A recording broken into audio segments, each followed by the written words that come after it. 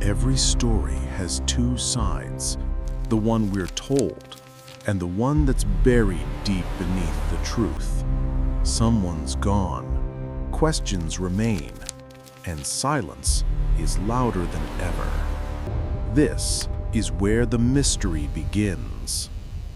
We're working to learn new information in a cruise ship mystery that has the nation asking questions. How did this straight-A student, a varsity cheerleader, a girl with her entire life ahead of her, end up dead aboard a vacation cruise ship?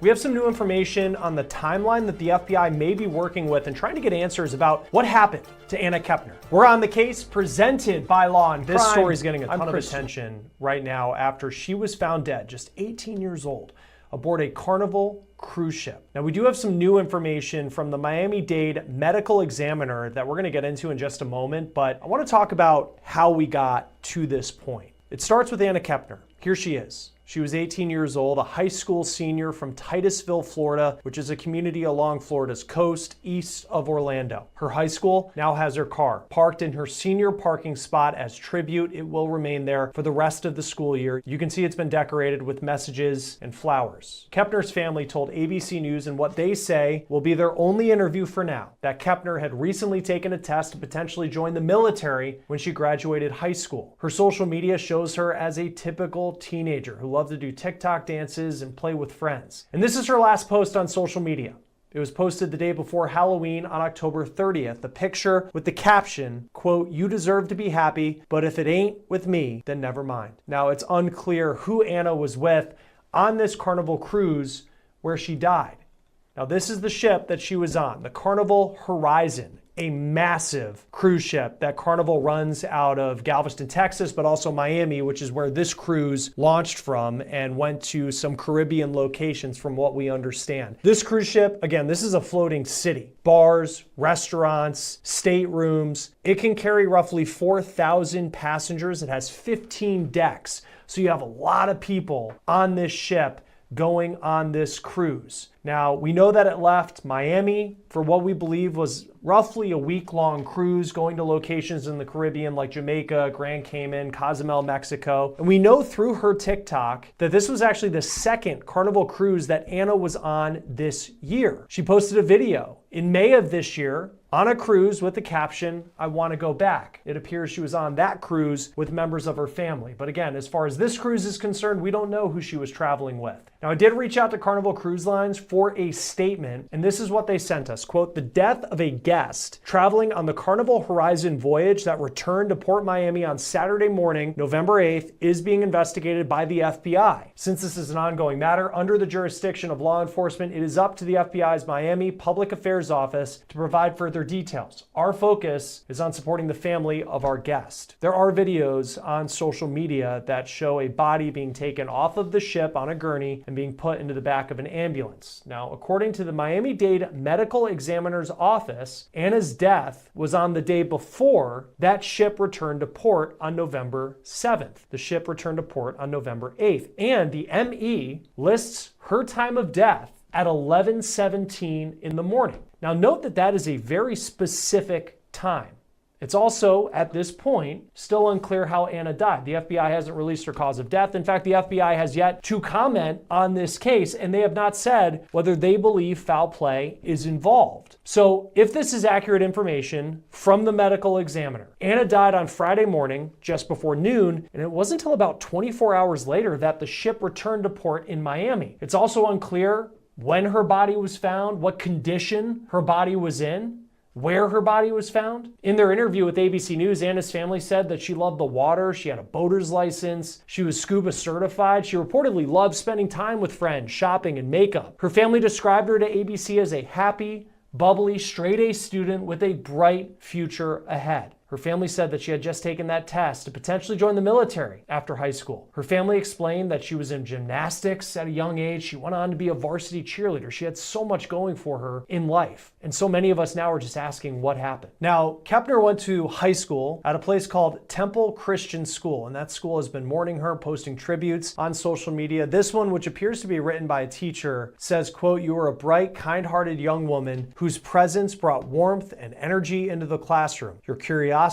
Your gentle spirit and the way you cared for those around you made a lasting impression on me and everyone who knew you. I will miss you poking your head in my office to say hello and that turning into a fun 15-minute conversation. Losing you is heartbreaking, yet I remain grateful for the time I had with you and the privilege of you becoming part of our TCS family. Your absence will be felt every day, but your impact and the memories you created will continue to live on in our hearts. Now, it's important to note that just because the FBI is investigating this case, that doesn't mean that Anna's death was the result of foul play. The FBI says it is in charge of looking into suspicious deaths of U.S. nationals. So, if there is a death on a cruise ship, typically it is the FBI involved. They have not yet used the term suspicious, though, officially in this case, though there's a lot of circumstances and a lot of questions, a lot of mystery surrounding the death at this point. Now, on the FBI's website, the agency says, quote, the authority of the FBI to investigate criminal offenses and enforce laws of the U.S. on cruise ships, on other vessels, on the high seas, or within the territorial waters of the U.S. depends on several factors, including the location of the vessel, nationality of perpetrator or victim, and again, we don't know if a perpetrator is involved in this case, ownership of the vessel, points of embarkation and debarkation, and country in which the vessel is flagged. It goes on to say, quote, generally, the U.S. has jurisdiction over crimes committed on a ship if the crime occurs within the maritime jurisdiction of the United States and the vessel is owned in whole or in part by a U.S. person or company. Additionally, there is jurisdiction over crimes committed by or against a U.S. national on board a foreign vessel if the crimes occurs during a voyage having a scheduled departure from or arrival in the United States. Now, on its website, Carnival says it has invested billions in the last decade on security on its ships and, quote, all ships are monitored 24/7 in a state-of-the-art fleet operations center at our headquarters in Miami. In addition to electronic monitoring of all ship systems, the FOC is staffed by technical, marine operations, and nautical experts to provide troubleshooting and problem-solving resources to the ship's captain and leadership team. Now, it is unclear what kind of cameras they had on Anna when she died.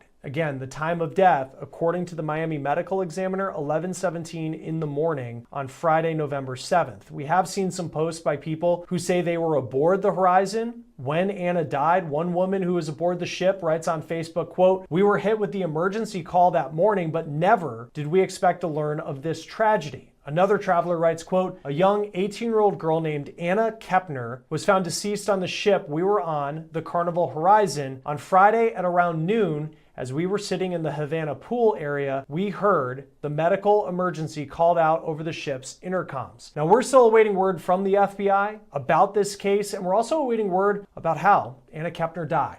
Joining us now to talk more about this is retired FBI agent Colin Schmidt. It's always great to have you on Law and Crime.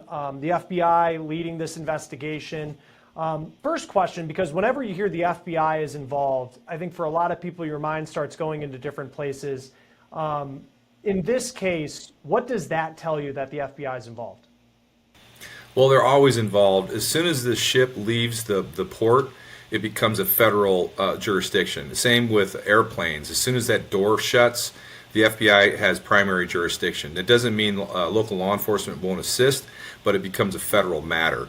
So the fact that it appears that a crime occurred on a ship that was in international waters and it's flagged by the United States, that's automatic jurisdiction for the FBI. Does it matter as well? And we don't know if there's foul play involved at this point. Certainly it's suspicious because we just don't know the cause of death as of yet. But her being a U.S. citizen, does that also factor into whether the FBI is involved? No, because it occurred on a flagged U.S. vessel. That was from a U.S. company, so it doesn't matter the nationality. Now, if it was a non-U.S. citizen, that other government would be notified and they could participate in the investigation. But generally speaking, in the Caribbean, the FBI generally takes the lead on all those investigations, regardless of the person's nationality, as long as the ship is a flagged U.S. vessel. Carnival Cruise Lines, it's one of the big cruise liners people use to go on vacation. It seems like this was one that went from Miami to some locations in the Caribbean, 6 days or so, and then comes back, was on its way back to Miami when the body of Anna Kepner was found. Before we get into what we know, and there's really not a lot that we know at this point, how do these investigations typically work for the FBI, where you get a call that there was a death on board one of the ships? What happens next?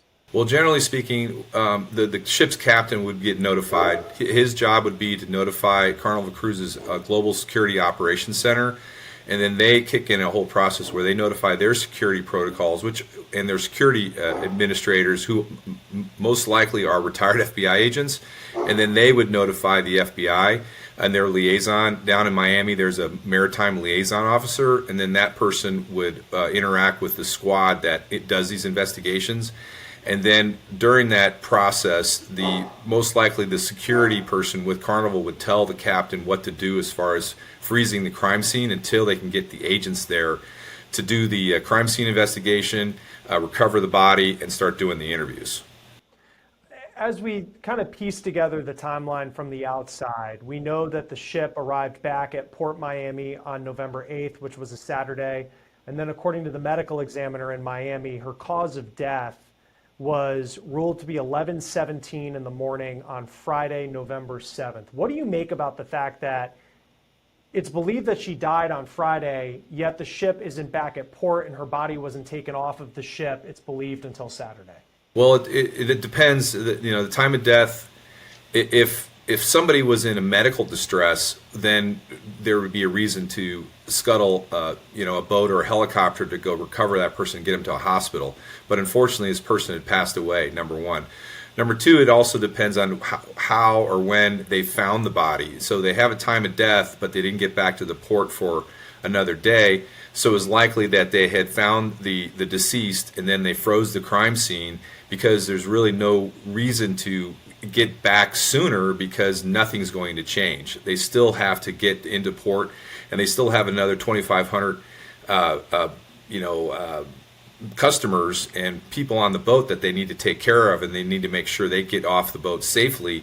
And they also need to make sure that they don't create some sort of panic on the boat by letting that information get out. Yeah, and again, we don't know what happened, and I'm not trying to speculate that much, but are there cases where if there is a crime that occurred, that the FBI would go out onto the boat before the port returned? Because you just think of a crime scene and the evidence that you might need to be able to take in. Is that something that a crime scene investigator would take a helicopter out to the ship to begin that investigation before it made it back to Miami?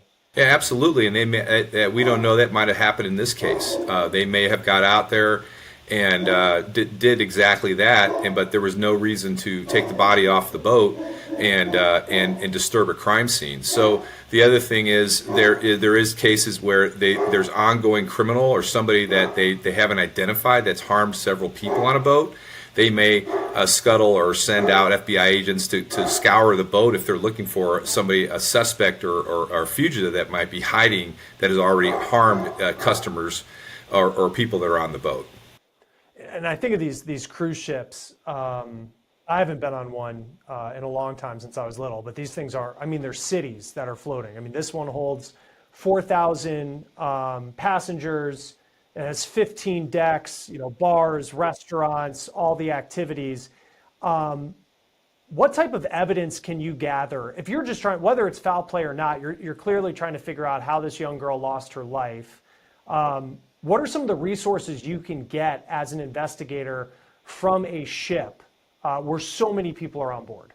Well, the upside of that is you have a list of people who are on the boat, so you don't have to go out and track down witnesses, because you have their name, their address, their credit card, everything you need to identify these people, and then go out and interview them if they're from Delaware or California.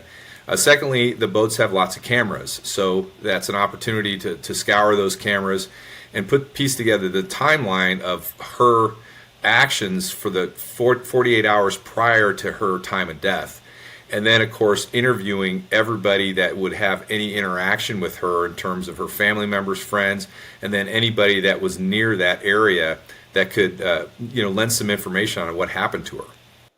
Because I think, and we don't know if this is foul play or not, but how common is it that you see crimes on cruise ships? Because I would think for the people who would commit a crime on a cruise ship, you're doing it in a place that's kind of this massive city, yeah, but to your point, there's cameras everywhere. They have your information. They're going to be able to see exactly where you were on board this ship. I mean, how often do you see cases that have foul play involved on like a Carnival cruise ship? Well, I think premeditated crime, like something that was planned prior to the cruise ship, I would speculate is not very common. But when you have that much alcohol and that many people bumping into each other on a regular basis, and I'm sure you've seen the videos on Twitter or X or some other social media about some of the chaos that has occurred on some of these cruise ships, it's not that uncommon. Now, obviously, the cruise ships have a financial incentive to kind of keep the information to a minimum in terms of how often these things happen, but it is an environment that does lend itself to risk, especially for young women, because of the amount of alcohol and the fact you're in somewhat of an isolated environment. What's the relationship like between the security, the corporate security at Carnival, and the FBI as far as, you know, they own the ship, and if you're doing an investigation, just making sure that you have access to everything that you would need to solve a crime like this, or if this is a crime, we don't know if it is. Well, generally it's excellent for a variety of reasons. Number one, like I said before, many of these cruise ship companies employ retired FBI or retired law enforcement in their security departments. Also, the fact that they're flagged in the United States, they have an obligation, a legal obligation to cooperate with the FBI. And the U.S. government has a tremendous amount of power if these cruise ships fail to cooperate to enact consequences for lack of cooperation. And finally, Carnival and all of them, they still all want to do the right thing. They don't want something like this to fester and harm their brand, so they're going to want to get this thing investigated and resolved as soon as possible. As far as a timeline, I mean, if they have the time of death. Saturday, the ship returns to port. Her body's taken off the port. Here it is Tuesday. Not a lot of information out just yet. What goes into the decision on, I mean, certainly them determining the cause of death would be one part of it, but as far as what information gets out to the public, as so many people now, it just seems like by the day, there's more and more interest and curiosity into what happened.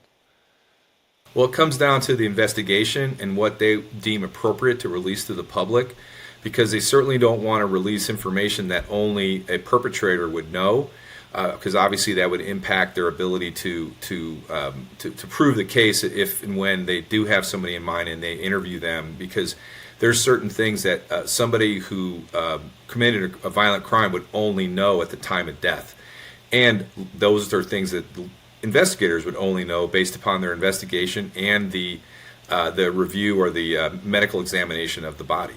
If there was foul play involved in this, because it was on a cruise ship, the FBI is investigating, what could charges look like? Are these federal charges that someone would face if you commit a crime on board a cruise ship? Absolutely, and it goes all the way up to murder. There's capital offenses for violent crimes on cruise ships. I mean, it's basically the FBI kind of turns into just classic homicide investigators, and then they have all the tools and the power of the United States government standing behind them. What are the interviews like? I mean, how far do you cast the net? How do you figure out, you know, is it someone who maybe saw her at the pool earlier that day and you're having that conversation? I mean, when you have 4,000 people who are on board this cruise ship who may or may not have seen her, what's it like to just go through so many conversations? And there's a lot that I'm sure will lead to absolutely nothing as you're trying to put together an investigation and figure out what happened. Well, it comes down to logical filtering. I mean, they're going to find out where she was, her timeline based upon her phone possibly, as well as the camera, as well as her entourage, the people that were around her.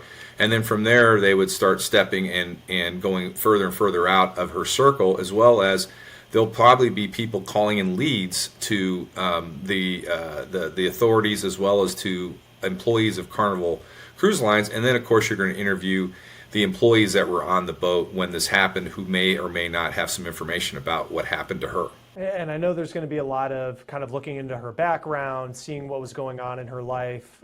It hasn't been disclosed yet who she was traveling with, if anybody on board this trip. She's obviously 18, so she's an adult, but was still in high school. just what's it like as an agent, because you're trying to figure out what happened and you're investigating something serious, but you obviously have this girl's family who's incredibly concerned, sad, heartbroken. How do you go about a conversation with them and keeping them informed, but also at the same time trying to figure out what was going on in her life at the time that she passed away?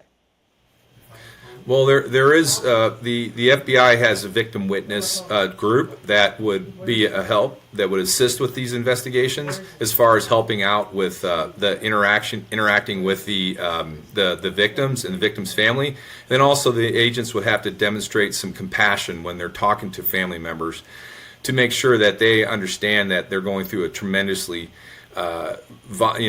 stressful time, and they want to make sure that they understand where they're coming from, but they also have to have a commitment to finding the facts. Yeah, and we'll see where this case heads next. Retired FBI agent Colin Schmidt. It's always great to have you on Law and Crime. Thanks for talking with us about this one. Thank you. That will do it for On the Case, presented by Law and Crime. Subscribe to us on YouTube and Spotify. I'm Chris Stewart. We'll see you next time.